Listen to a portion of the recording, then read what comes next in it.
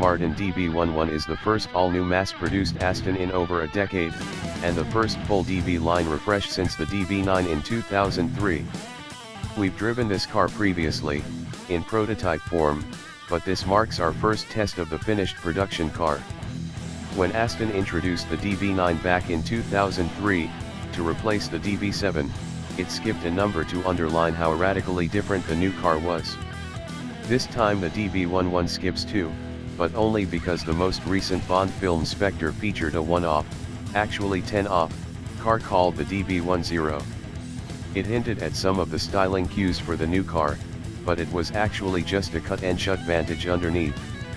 The DB11 is genuinely new. Very. It features a new aluminium platform, that will also underpin next year's Vantage replacement in shortened form, a new turbocharged V12 engine, and a new design language. Chief Doodler Marek Reichman has been at Aston for 10 years but until now has never had the chance to oversee work on an all-new Aston production car. Actually, judging by the rich bassy tones filtering into the cabin, it sounds exactly like an Aston, except maybe without the high-frequency scream at maximum RPM. Throttle response is good, and power is up from the 517 bhp of the DB9's 5.9-liter naturally aspirated V12 to 600 bhp at the same 6500 RPM.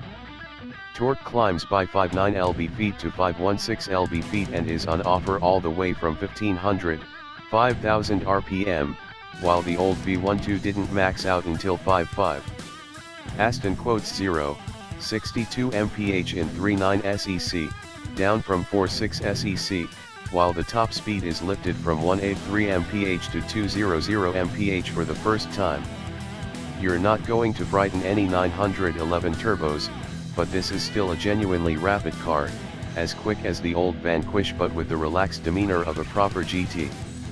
Immeasurably. Aston knows its products have been too similar for too long and the DB11 is the first step to fixing that.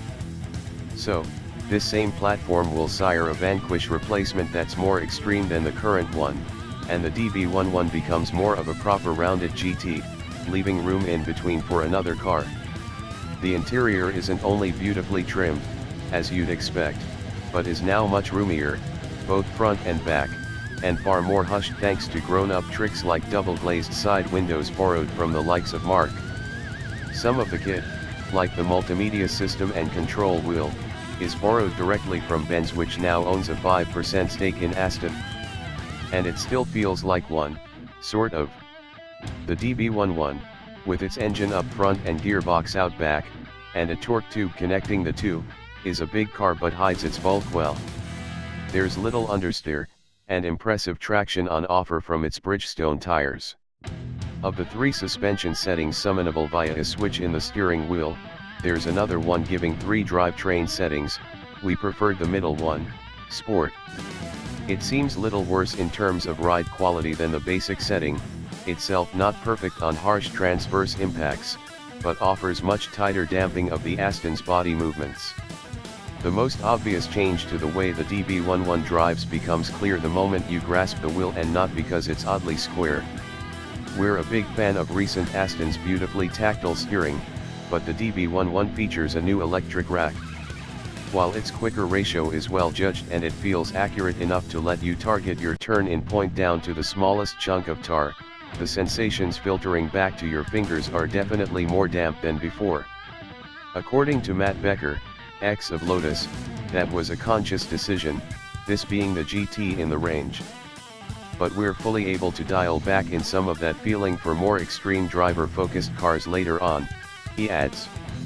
The quite radically reimagined styling at the rear, at least, if not the front, will divide opinion, but by almost every objective measure Aston has got the DB11 right. Unlike the DB9, this DB genuinely feels like it could swallow an entire country's worth of tarmac in a day.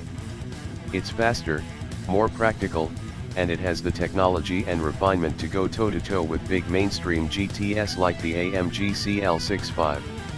It also feels like it might get through a year of ownership without having to visit a dealer to remedy the bespoke concerns that blighted our long-term DB9. So, then, The first new Aston in over a decade has certainly been ordered.